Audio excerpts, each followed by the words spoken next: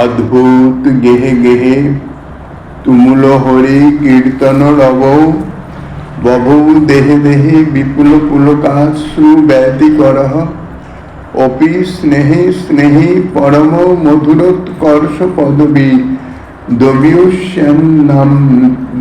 দবিয়স্যান্নায়াপি নায়াদপি জগতি গৌর অবতরতি।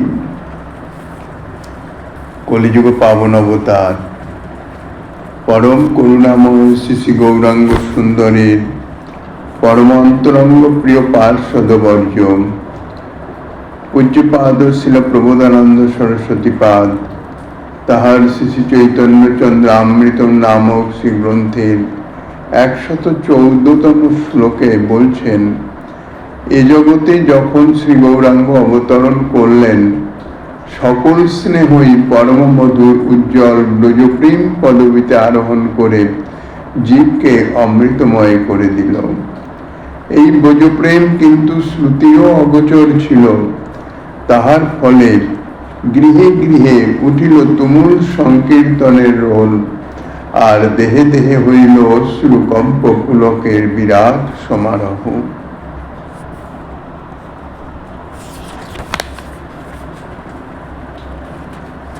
প্রেমের স্বরূপ শ্রুতি অভিধাবৃত্তিতে প্রকাশ করতে পারেন নাই। শ্রুতিশাস্ত্র পরিষ্কার করে প্রেমের স্বরূপটি কি তা প্রকাশ করতে সক্ষম হন নাই, শুধু ইঙ্গিতে বলেছেন। কি বলেছেন? রসং জীবায়ং লব্ধানন্দী ভবতি, অর্থাৎ রসবস্তুকে লাভ করতে পারলেই আনন্দী হবে। জীব লব্ধানন্দী, অর্থাৎ জীব আনন্দী হতে পারবে সেই রসবস্তুকে লাভ করতে পারলে। তিতাবহত জীব নিরন্তর তিতাব জ্বালায় জর্জরিত হইতেছে, সেই জীব যদি কোনো ক্রমে কোনো ভাগ্যে সেই রসবস্তুকে লাভ করতে পারেন, তাহলে তিনি আনন্দী হবেন। আনন্দকে প্রাপ্ত হয়ে আনন্দী হয়ে যাবেন। এ প্রকার অর্থে হি শব্দ দিয়ে বুঝিয়াইয়াছিলেন এই, অর্থাৎ রসং জীবায়ং লব্ধানন্দী ভাবতী, এই প্রকার অর্থে হি শব্দ দিয়ে এটাই বোঝাচ্ছেন যে ইহা ভিন্ন, অর্থাৎ সেই রসবস্তু প্রাপ্তি ভিন্ন, আনন্দী হবার দ্বিতীয় কোনো উপায় নাই। অর্থাৎ আনন্দকে প্রাপ্ত না হওয়া পর্যন্ত আনন্দী হওয়া যাবে না।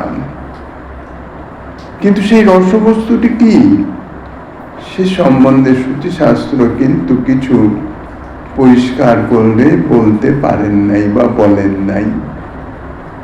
তাই সেই রসবস্তুর পরিচয় সকলের নিকট অগোচর ছিল।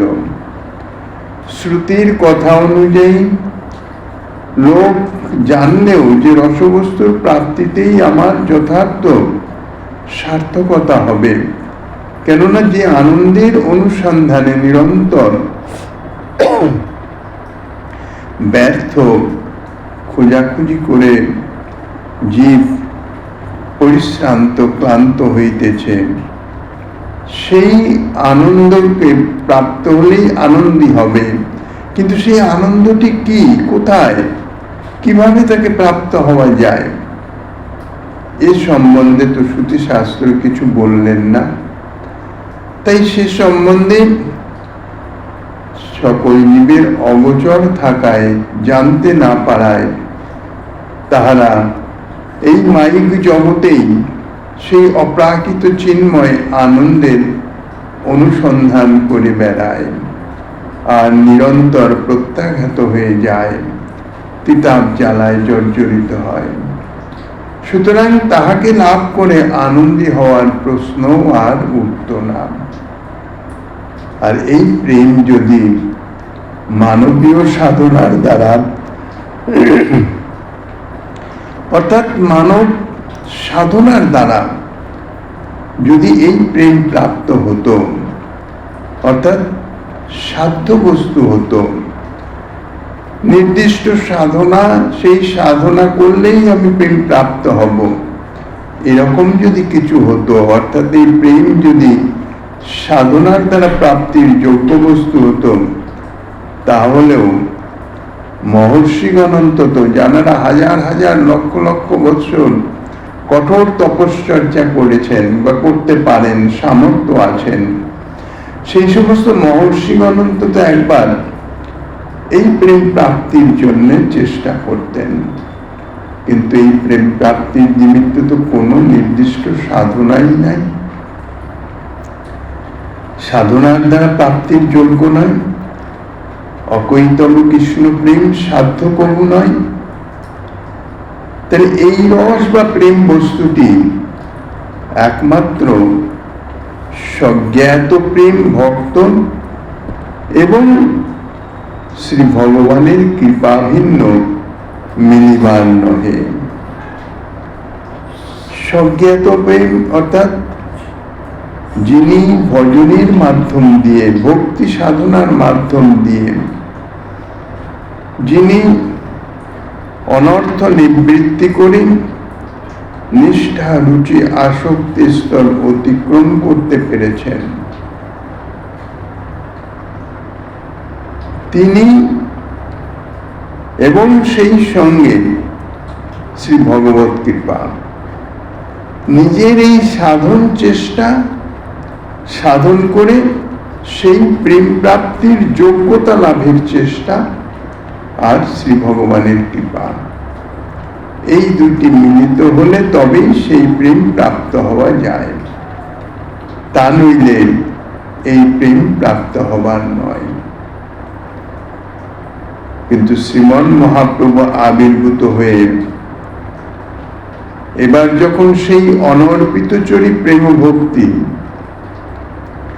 অর্থাৎ সেই চিন্তামণি স্বরূপ অসাধ্য অর্থাৎ সাধনীয় নয়, যাহা ইতিপূর্বে কখনো কোনো ভগবৎ স্বরূপ প্রদানও করেন নাই জগতের জীবকে, সেই অনর্পিত চরি প্রেম ভক্তি যখন আপামর সকলকে দান করলেন, সাধনার কোনো কথাই নাই।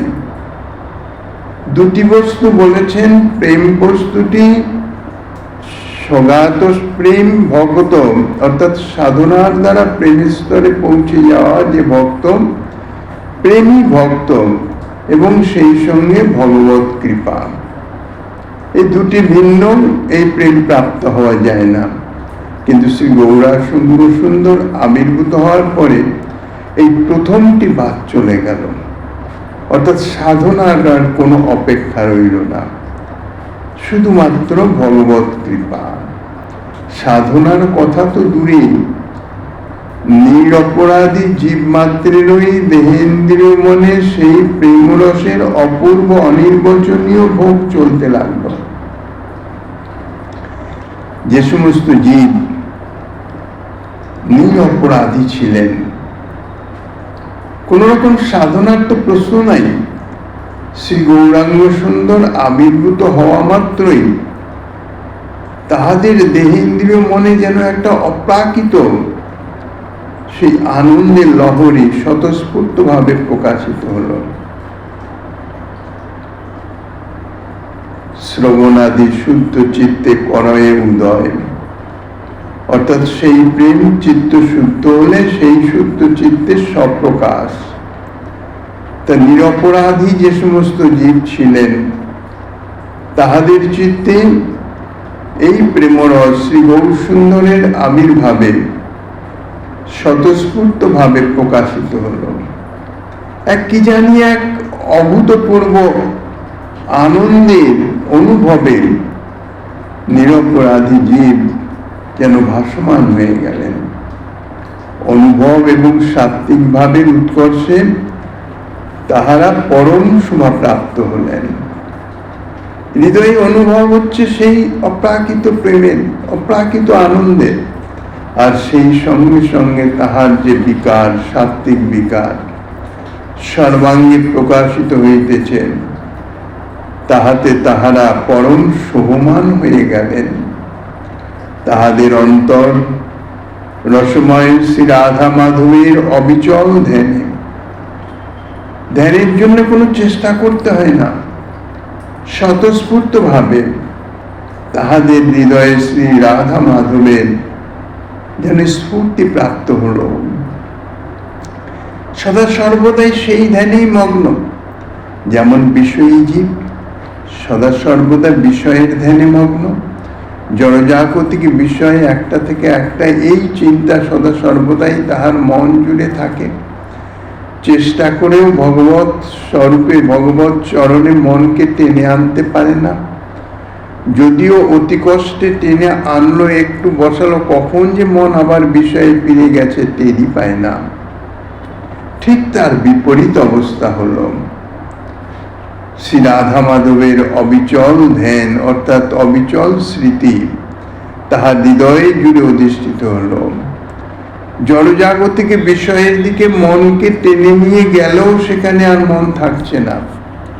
কখন যে মন আবার সেই যুগল কিশোরের অপরূপ রূপ মাধুর্যে মগ্ন হয়ে গেছে, তাহা সে অনুভবই করতে পারে না। তাহাদের অন্তরের সমস্ত স্নেহ, প্রীতি, প্রেম, ভালোবাসা শ্রী রাধা মাধবের সুখময় নিকুঞ্জ সেবাকে কেন্দ্র করে প্রবাহিত হতে লাগলো।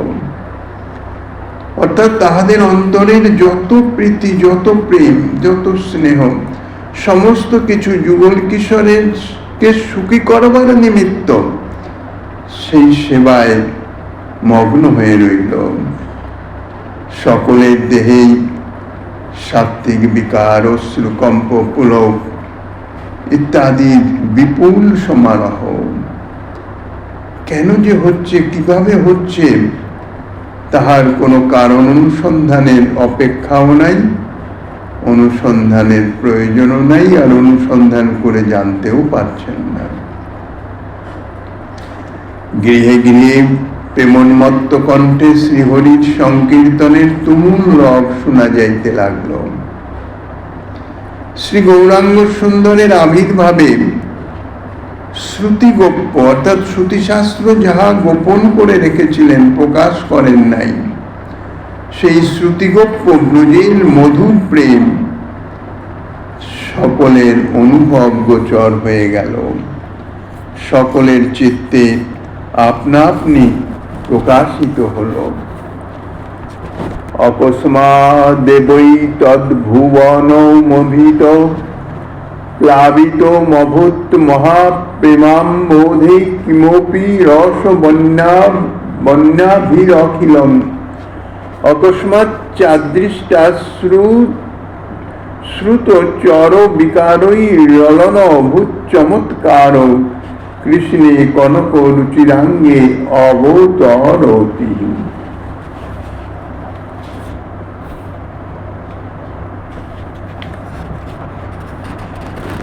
স্বর্ণকান্তি শ্রী গৌরাঙ্গের আবির্ভাবে মহাপ্রেম সাগরে এক অপূর্ব রসবন্যা এসে অখিল ভুবনকে সর্বতভাবে অকস্মাৎ প্লাবিত করল।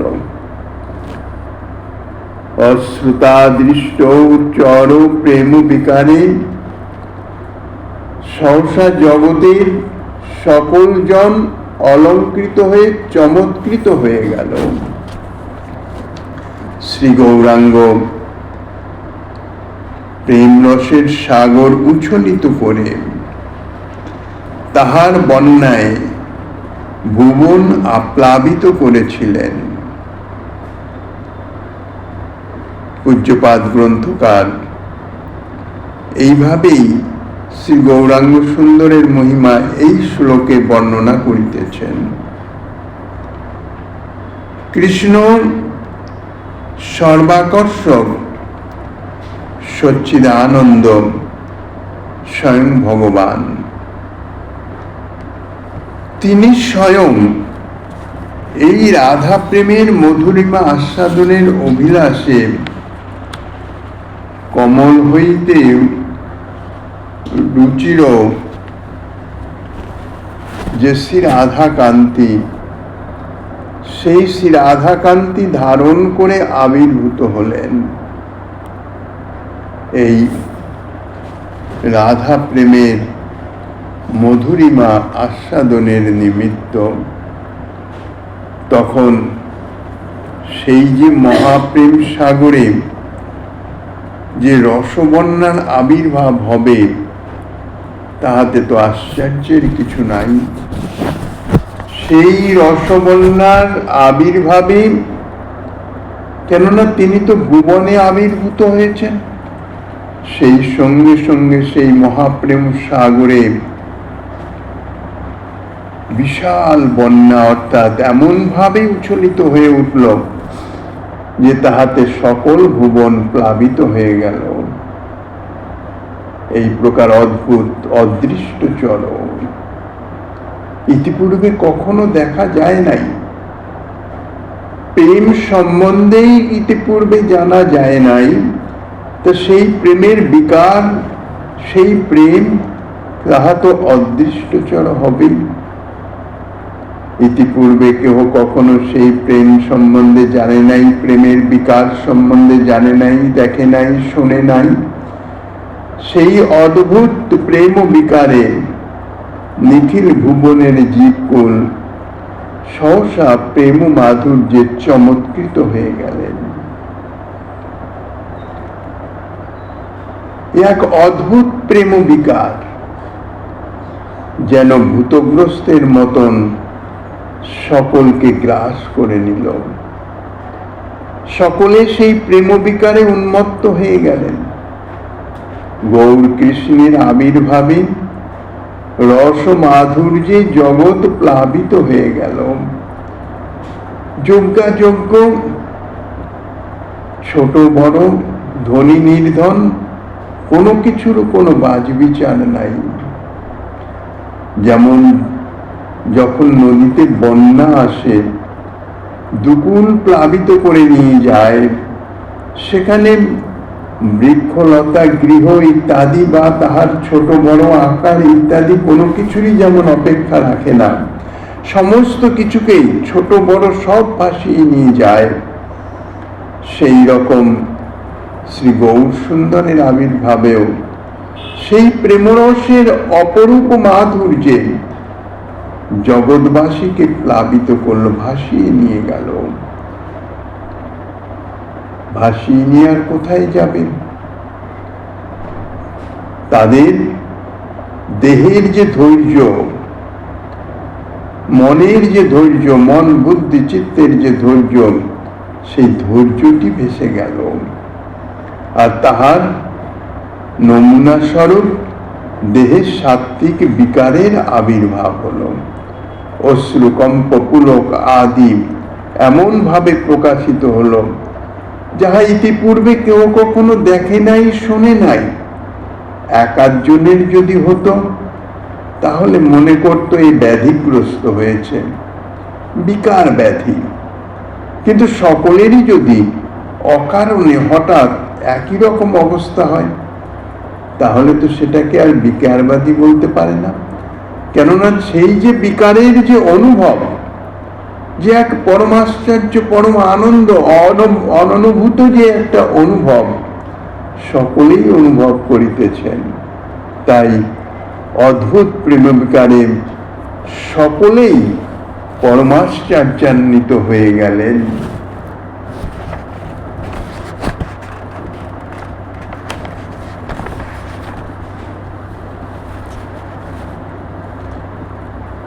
উৎপৃণ্যন্তি সমস্ত শাস্ত্র মভিভীত দুর্বার গড়বাইতা ধন্যন্মন্য ধিয়শ্চ কর্ম তপসা তুচ্চাবচেষু স্থিতঃ দিত্রাণেব জপন্তি কেচন হরের নামানি বামাশয়া পূর্বং সম্প্রতি গৌরচন্দ্র উদিতে প্রেমাপি সাধারণঃ।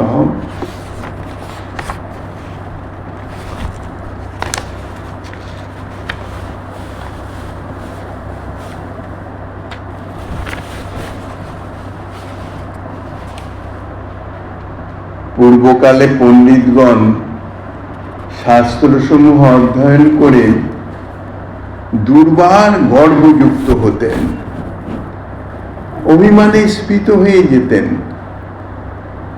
এবং তাহাতেই নিজেকে কৃতার্থ মনে করে ঐহিক পারত্রিক সুখলোভে যাগ যজ্ঞাদি কর্মে প্রবৃত্ত হতেন। কেহ বা স্বর্গাদির উদ্দেশ্যে কঠোর তপস্যাও করতেন,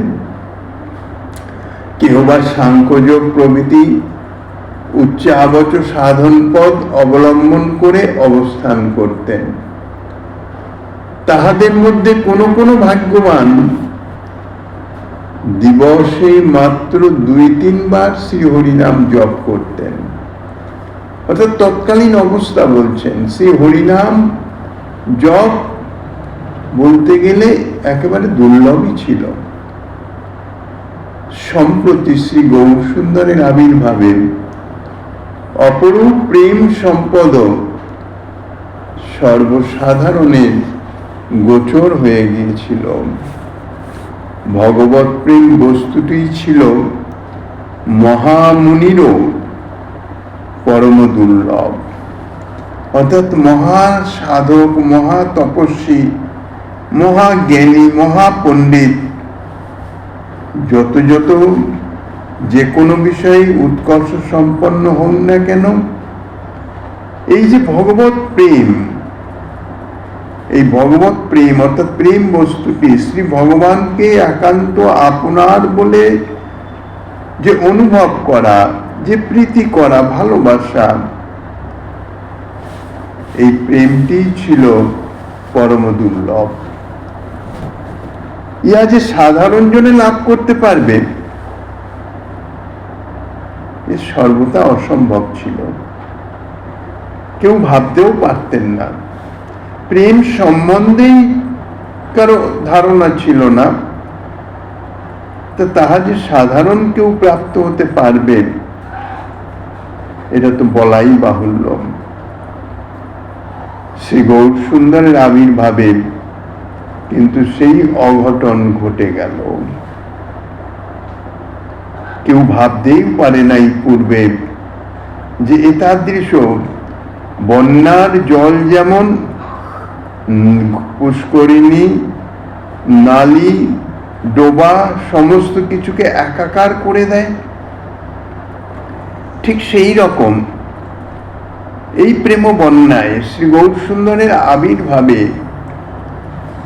বেদাদিনিষ্ঠ পণ্ডিতগণ, যোগীগণ, জ্ঞানীগণ অভিলাষ সিদ্ধির জন্য নিতান্ত দায়ে পড়ে ভগবানের নাম কখনো কখনো গ্রহণ করতেন। কেননা শ্রী ভগবানের নাম অর্থাৎ ভক্তি ছাড়া কোন সাধনাই তো ফল প্রদান করবে না, ইহা তো শাস্ত্রের কথা। তাই যাগ যজ্ঞ ইত্যাদি যে কোনো শুভকর্ম তাহা শুরু করার মুখে সেই কর্ম সিদ্ধির উদ্দেশ্যে হয়তো 2-1 বার ভগবত নাম উচ্চারণ করতেন, কিন্তু তাহার হৃদয়ে যে দুর্বার গর্ব ছিল, আমি পণ্ডিত, আমি জ্ঞানী, আমি যোগ সাধনায় সমর্থ যোগী ইত্যাদি যে অভিমান ছিল, তাহার নামের ফল প্রেম সম্পদ তাহাদিগকে পেতে দিত না। কেননা হৃদয়ে যদি অভিমান বিরাজিত থাকে সেখানে তো প্রেম প্রাপ্ত হয় না, সে হৃদয়ে তো শ্রী ভগবানের আবির্ভাব হয় না। তাই তাহারা যদিও নাম প্রেম একই বস্তু, কেননা নাম নামই অভেদ।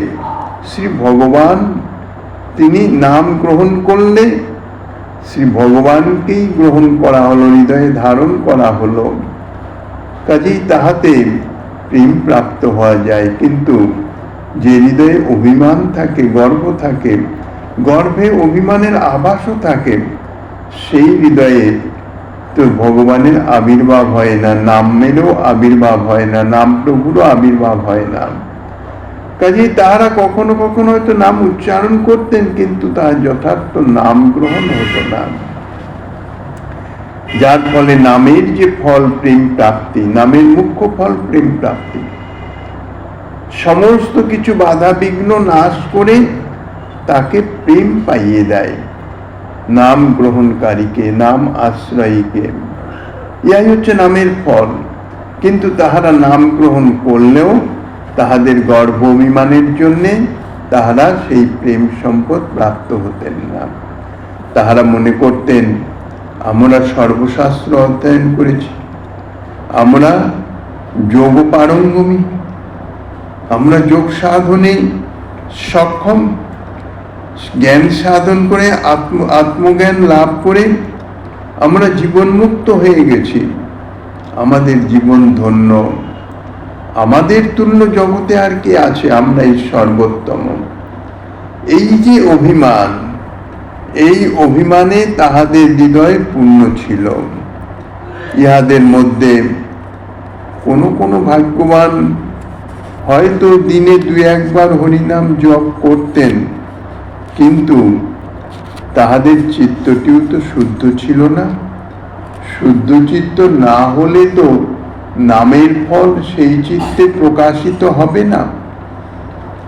তাহাদের চিত্ত ছিল কুটিল আর কর্মবিপাকে পূর্ণ। একে তো জড়জাগতিক কর্মে দিবানিশি ব্যস্ত, আর তাহাদের চিত্তটি ছিল কুটিলতাময়। কিন্তু সরল চিত্ত না হলে সেই চিত্তে তো ভগবত ভক্তির আবির্ভাব হয় না। এই জন্যে নির্মল চিত্ত, তাহাই শ্রী ভগবানের প্রিয়। নির্মল চিত্তে, এই জন্যই চিত্ত শুদ্ধির অপেক্ষা বলা হয়েছে।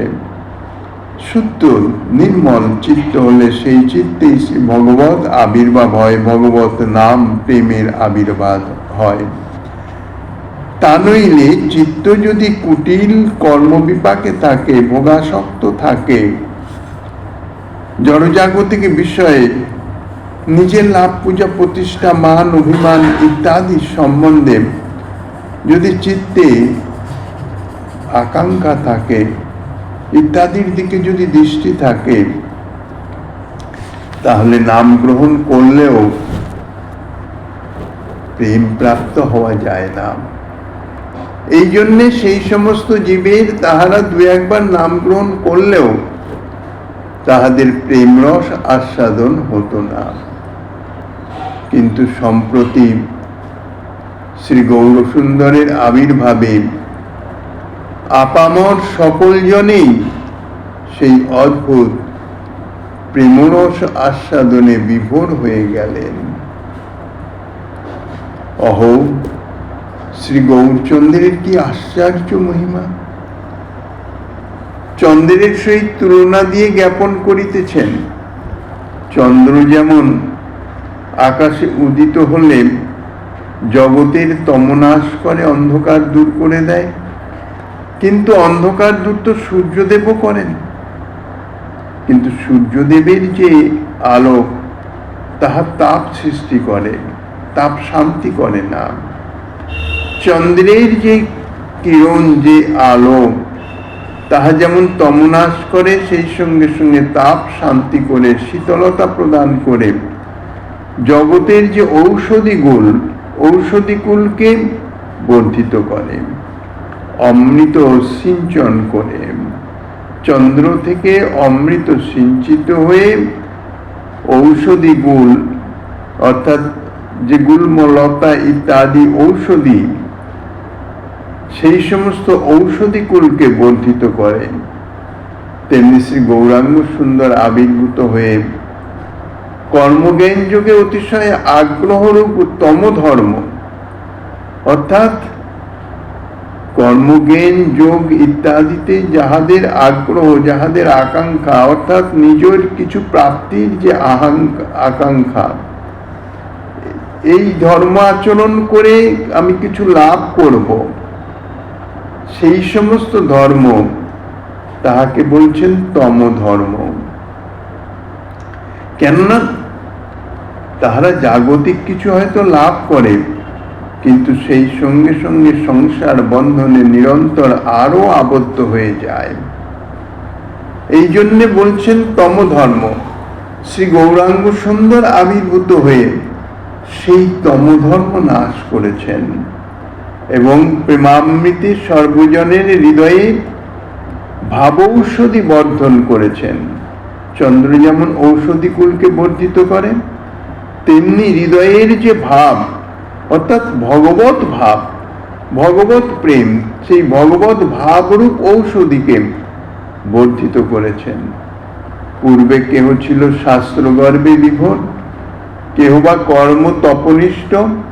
সম্প্রতি শ্রী গৌরাঙ্গ সুন্দরের আবির্ভাবে তাহারা সকলে সমভাবে প্রেমরস লাভ করে সেই প্রেমভাবে ভাবিত হয়ে বিভোর হয়ে গেছেন। পরবর্তী আস্বাদনী শ্রীমন মহাপ্রভু গিরিধারী লালের কৃপা হলে আগামী দিন আস্বাদনের বাসনা রেখে অদ্যকাল